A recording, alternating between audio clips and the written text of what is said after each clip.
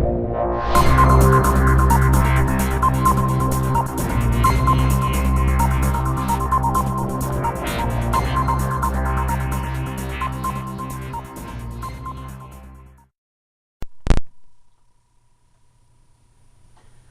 to Independence Nation on the Light of Life Network. We are following the situation in Syria and how it relates to this coming attack on Iran. And we've been tracking this effort to remove Bashar al-Assad and efforts of regime change, and how things are corresponding between these two nations, Syria and Iran, for a full effort of war. Now, I got this article from RT.com concerning Syria and how Turkey is getting ready to attack Syria through NATO efforts. It reads as NATO has promised to back Ankara in its escalating conflict with Syria, as Turkey adds 25 new F-16 fighter jets to its border protection force. It follows days of retaliation from Turkey after Syria shells started coming over the border last month. And we all heard about this so-called shell from Syria going over the borders into Turkey and killing those residents of Turkey. But could this be a false flag for more efforts against Syria?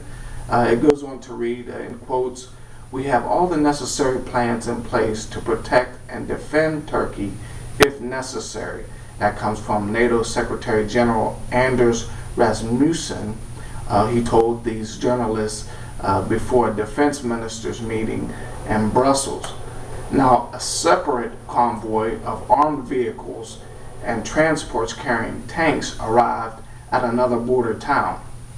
So basically, they're bordering Syria off on every side. Turkey has endorsed the uprising against Syria's President Bashar al-Assad for the past 18 months, providing logistics, funding, and safe havens for rebels on its side of the 900-kilometer border.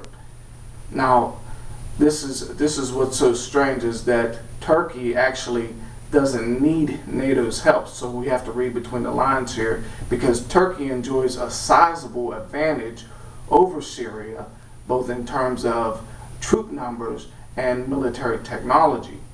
And so we all know that in the past month that NATO has had full force against Syria, and those efforts have been stopped by Russia and China.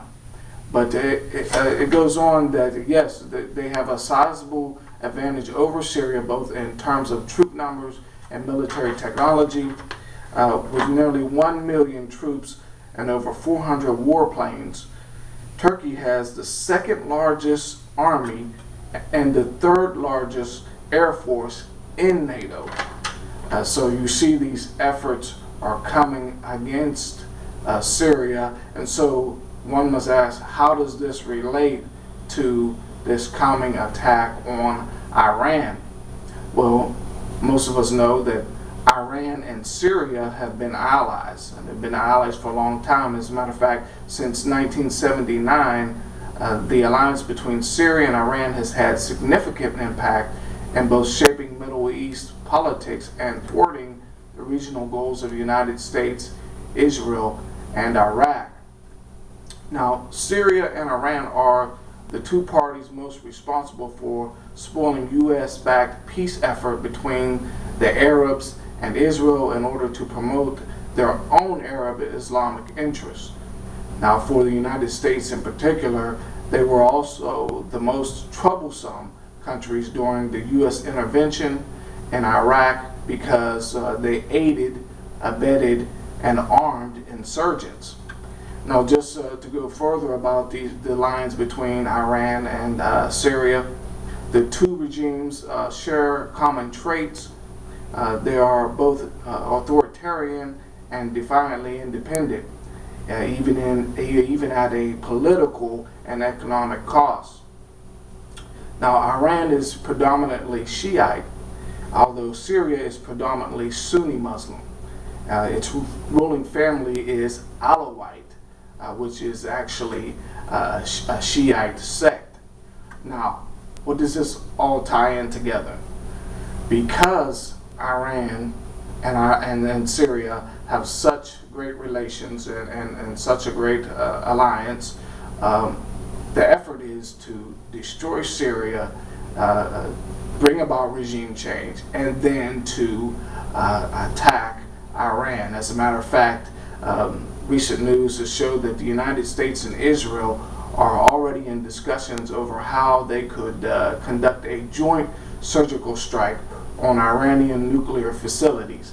So this is all coming about. They plan to overturn Bashar al-Assad and then to attack Iran, a full-scale attack on Iran on their nuclear facilities. Now, we'll put a full report on the efforts of regime change in Syria and how it relates to an all-out war with Iran in approximately 2 weeks. This is Keith Pitts for Independence Nation, signing off.